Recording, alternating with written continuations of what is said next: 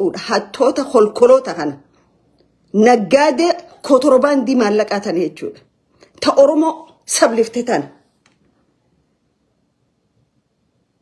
sabni fi maallaqaan hin jijjiiramu. Eenyummaan fi horiin hin jijjiiramu. Eenyummaan fi eenyummaa fi yeroo hunda. I'm so proud to be Oromo. Oromo ta'uu kiyyaaf ittiin boona. I'm from Oromia. Arra fuutaniiti. Haga isaan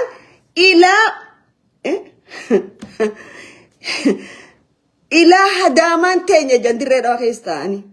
Because bulchitoota kana 1 miliyoonan afaan cuccufaniif takkaan si huxxubin jettu jechuudha. Akkana dhugaa Oromoo ukkaamsitee teessin jechuudha. Wanni dirreedhaa kun yoo furmaatan arkanne akka arra za'ilaan keessa jirtu kan keessa seenu deemte jechuudha.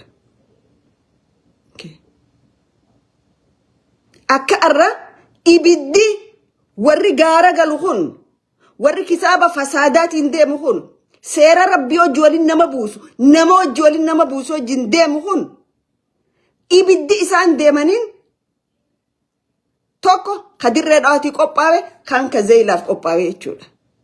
Zeeyilaan arra maal keessa jira naanna'uun isaan dirreedhaa arra Oromoo minoritiidha majority nuyi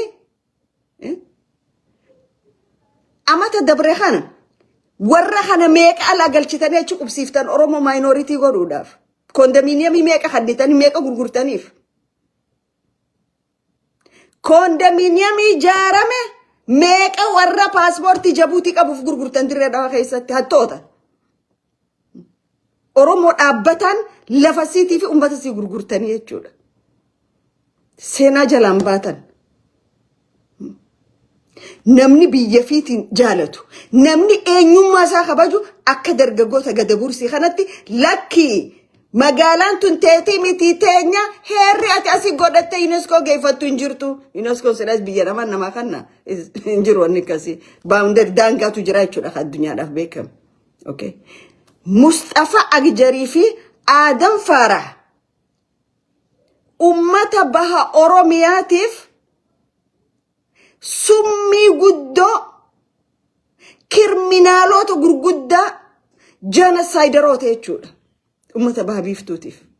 Mustafa Agjar Ogaden kilili bulchu jaalateeti akkasitti asabootii fi naannoo mi'eessootii fi dirreedhaa jidduu fiigu. Waan amma dirreedhaatti boombii awwaalamte tana mata durummaan ka hogganaa ture isaa miti. Isamiti khadirreedhaa keessatti miliyoona manguddoo adda addaa bitachaa ture. Maaliif kun cufti ta'e Hawaashii gad abjuu abbaan keenya Ziyaad Barreen dur abbootii teenya hime san galmaan geenya. Kanaaf ugaasa gurgura hodhatis miliyoon 10 waan dandeessu godhi. Kara gadii saniis manguddoo teenya tajaarsota Soomaalii mattuu jira. Isaanis gaafa jabaannan uume bira dhufan rakkoon hin jirtu seenaa iddoo keessa ol beena jaarsoon ilmaan afran qal'oo teessuman keenya. Ati soodho miliyoon 20 kana jaarsoo Soomaalees kanatti hin turre Mustafa Agjar. Garuu wanni guddaan dirreedhaa nuufi gurguraa waliin qabeettaniiti nuufi gurguraa duudaa afaan nu gootanii lakki lafti lafa isaa qofa ettanii kitaabarra barreeffatan. Gurguraanis isin barte nuufi gurguraan humna adda baasuu danda'u hin jiru. Shirri keessan isaan qabattanii waan feetan gootanii achi booda isaan eliminate godhuudha miti walitti hin dhiifnu jechuudha. Kanaaf haga warri kun warri ka Adam Allaallee ja'an kun dirreedhaa keessa jiran dirreedhaa nagaan argattu.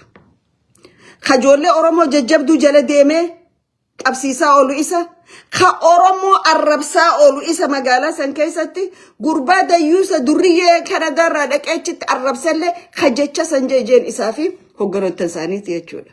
So wanni dirreedhaa yoo sirnaa fi seeratti hin deebine balaan dirreedhaa keessa bu'u teessu xiqqoon taatu. Balaan eega buute yoo isaan mana isaanii cufa keessaa hidhannoo qaban. Mana isaanii cufa keessaa hidhannoo qaban. Tokko mana isaanii dhaqiqaa fattishaa. Ati garuu harka qullaadha jirta. Waa takka hin qabdu jechuudha. Maaliif ati warra siraffisuutu jira. Isaan garuu warra baanzila itti dhaqee qopheessuutu jira jechuudha. So dirreen dhawaa lafa isaa ta'uu hin dandeessu. Jiraachuu ni danda'ani ni danda'an. Akka keessummaatti itti dhufani ni danda'an. Garuu biyya faranjiitii galaa mana bitadhaa jettanii Jabuutii galaa mana bitadhaa karaa Soomaaliyaatii galaa lafa bitadhaa akkasitti lakkoofsi namaa dhufee Oromoo minority taati. Oromo never be minority in Ethiopia. They are always majority. Minority nu godhuuf sabni nurratti hin dalagin hin jiru biyya san keessa sabaan jaamiti mootummaan nurratti hin dalagin hin jiru. But rabbiin nu guddisee akkam goona ree? Akkam goona? We are still majority. Okay? Khana.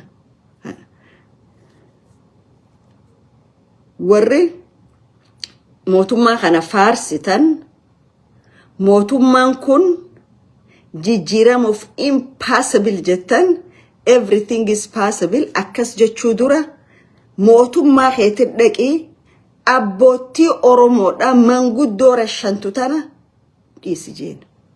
Ummata ijoollee Oromoo generation wali qabdee boollata kanneen kana dhiisi jeen. Haadha Oromoo Shawaa Kaabaa dhiyootan ilma kee gaara jira janii ajjeesa. Wayyaaneen hin goone kana. Wayyaaneen hin goone waan isaan godhu jiran. Ilma kee gaara jirette haadha Oromoo ajjeefne. Abbaa Oromoo ajjeefne ilma kee gaara jirette. Ajjechaa isiin hojjechaa turtees guruppii gaangistaroota amma biyya bulchineettan walumaan hojjechuu ture yakka wal qixa qabanii jechuudha. Yakka wal qixa qaban. Maarif shiftaatu shiftaa jaarrate waan ta'eef duriis.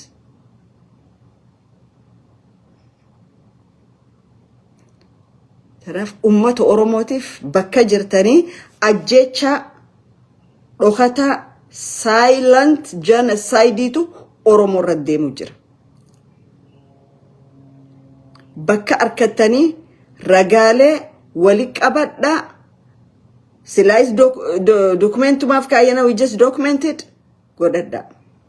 Naannawa ona jaarsootti nama meeqa akka shiftoonni weerartoonni Somali ajjeesan Ogaadeer ajjeesan galmaawaa jira jechuudha. Galmeedhaan kaayyadhaa. Guyyaa tokkoof nama gargaara. Guyyaa tokkoof ragaa namaa ta'a. Lubbuun Oromoo lubbuu ilma namaati. Lubbuu bineensaati miti. Lubbuun Oromoo lubbuma akka warra biraatiiti. Ta warra biraatii gadii miti.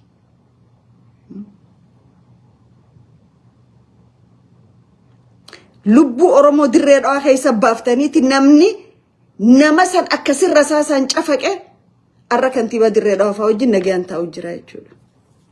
Because gootitti waan taateef wanni isaan godhan kun waan isiif liqinfamneef boru rakkoo nutti taati jedhaniiti obboleettii teenya sana ajjeesanii jechuudha.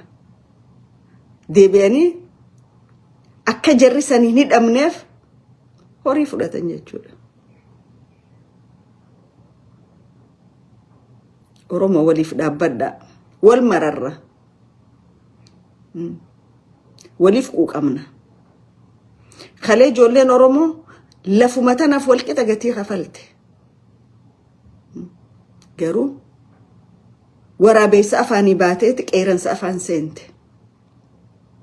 Kunis guyyaan dhufanii jijjiirama. Mootummaan hanga dhumaa ummata tokko fixee bulchuu danda'u hin jiru. Arra laala.